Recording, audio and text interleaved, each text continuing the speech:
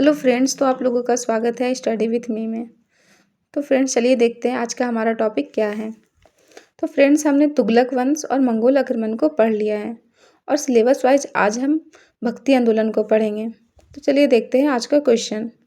भक्ति आंदोलन के उदय और विकास पर प्रकाश डालें, अथवा भक्ति आंदोलन क्या था, इसके उत्पत्ति के क्या कारण थे और इसके महत्व को बताएं। तो फ्रेंड्स पहले हम भूमिका लिखेंगे। एक धार्मिक अवधारणा के रूप में भक्ति का अर्थ मोक्ष है। मोक्ष प्राप्ति के लिए सर्वोच्च ईश्वर के सामने आत्मसमर्पण करना ही भक्ति है। माना जाता है कि सच्ची भक्ति से ईश्वर की प्राप्ति संभव है। मध्यकाल में अनेक संतों ने ईश्वर भक्ति, प्रेम और समानता का संदेश दिया तथा इसके व्यापक प्रचार प्रसार किया, जो आगे चलकर भक्ति आंदोलन के रूप में उभरकर सामने आया। भक्ति आंदोलन के 3 स्वरूप माने जाते हैं। पहला धार्मिक स्वरूप, धर्म सुधारक स्वरूप और समन्वयवादी स्वरूप। धार्मिक स्वरूप क्या था वो देखते हैं। हिंदू धर्म का पुनर्गठन हुआ था इसमें, मतलब भक्ति, ईश्वर, समर्पण, धार्मिक सिद्धांतों का पुनर्गठन हुआ था। दूसरा था धर्म सुधारक स्वरूप। सामाजिक कुरीतियों का विरोध किया गया था, जाति प्रथा, छुआछूत जैसे सामाजिक कुरीतियों का विरोध हुआ था।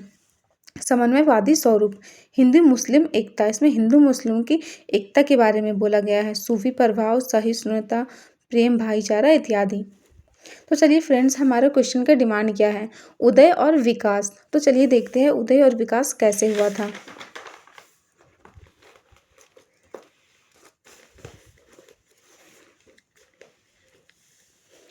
तो फ्रेंड्स, भक्ति आंदोलन का उदय एवं विकास। भारत में भक्ति के माध्यम से मोक्ष एवं भक्ति आंदोलन के द्वारा सामाजिक धार्मिक सुधार एक पुरानी परंपरा रही है और मध्ययुगीन भक्ति आंदोलन को भी इस परंपरा के कड़ी के रूप में देखा जाता है। भक्ति आंदोलन के उदय के पीछे अनेक धारणाएं एवं विचारधाराएं थी। तो चलिए वो विचारधारा देखते हैं। एक मत के अनुसार यह तत्कालीन हिंदू समाज एवं धर्म में फैली कुरीतियों, जटिल कर्म कांडों तथा सामाजिक असमानताओं के विरुद्ध तत्कालीन स्थितियों की मांग थी। कुछ इतिहासकार मानते थे कि इस्लाम धर्म के प्रभाव ने भी भक्ति आंदोलन को प्रेरित किया। इस्लाम में एकेश्वरवाद तथा सरल उपासना पद्धति से प्रभावित होकर हिंदू संतों ने भक्ति मार्ग को अपनाया और इसका प्रचार किया। वहीं कुछ इतिहासकार के अनुसार मध्यकाल में मुस्लिम आक्रमणों एवं व्यापक मुस्लिम संस्कृति के प्रभाव से हिंदू समाज में निराशा और असुरक्षा की भावना बढ़ी। ऐसी परिस्थितियों में लोगों ने मानसिक शांति एवं आश्रय के लिए ईश्वर भक्ति का मार्ग अपनाया। इन्हीं परिस्थितियों में अनेक संतों ने भक्ति का संदेश दिया और यह आंदोलन दक्षिण भारत से प्रारंभ होकर उत्तर पूर्व और पश्चिम भारत तक फैल गया। चलिए फ्रेंड्स, कुछ संतों के नाम देखते हैं। अलवर, नैनार संतों, रामानुज, कबीर, गुरु नानक, चैतन्य महाप्रभु, मीराबाई आदि संतों ने इसके विकास में महत्वपूर्ण भूमिका निभाई। भक्ति आंदोलन का महत्व और प्रभाव देखते हैं फ्रेंड्स। तो इसके महत्व और प्रभाव को इस तरह से हम डायग्राम में मेंशन कर सकते हैं। सुधारवादी आंदोलन, धार्मिक समन्वय, सामाजिक प्रभाव, सांस्कृतिक प्रभाव, धार्मिक प्रभाव। तो फ्रेंड्स चलिए सारे पॉइंट्स को डिफाइन करते हैं। सुधारवादी आंदोलन के रूप में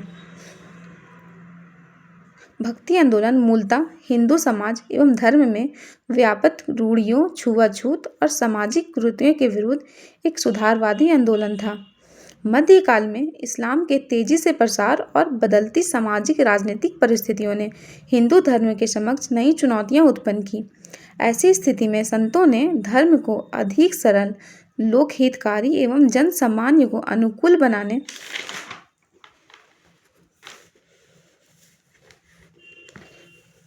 बनाने पर बल दिया। यह आंदोलन क्रांतिकारी नहीं था, फिर भी इसने जाति प्रथा, छुआछूत, कट्टरता तथा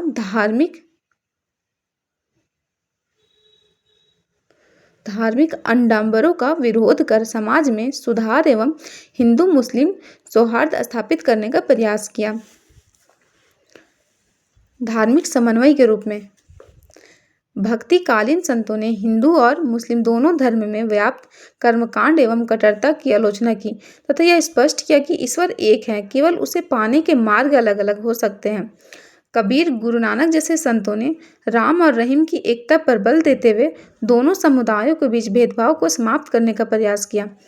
उनके विचारों से सामान्य जनता काफ़ी प्रभावित हुई और कई मुसलमान हिंदू संतों के अनुयायी बने, जबकि कुछ हिंदू भी सूफी विचारधारा से प्रभावित हुए।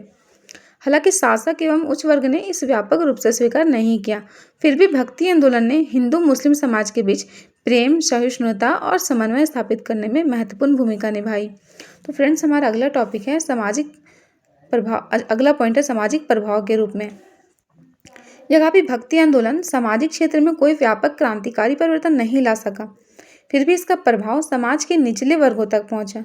इस आंदोलन ने जातिगत भेदभाव को चुनौती दी और निम्न वर्गों को धार्मिक भागीदारी का अवसर प्रदान किया। शूद्र,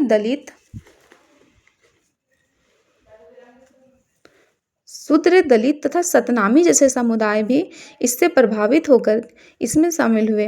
परिणाम स्वरूप समाज में समानता, आत्मसम्मान और धार्मिक भागीदारी की भावना को बल मिला।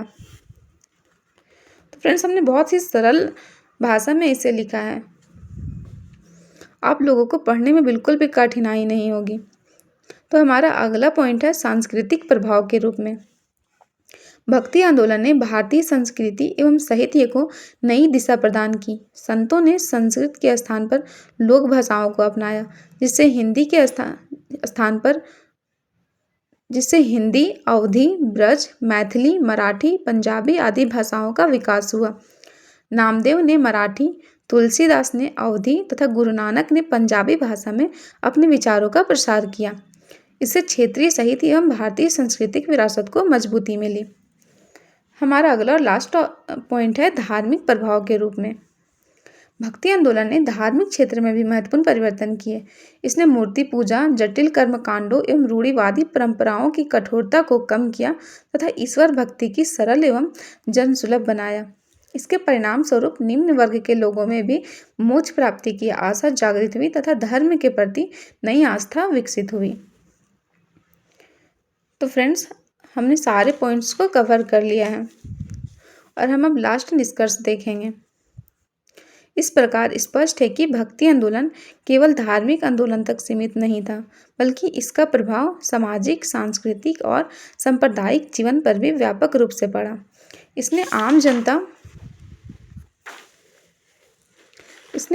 जनता को नई आशा दी, समाज में सुधार की चेतना जगाई तथा भारतीय समाज को एक नई दिशा प्रदान की।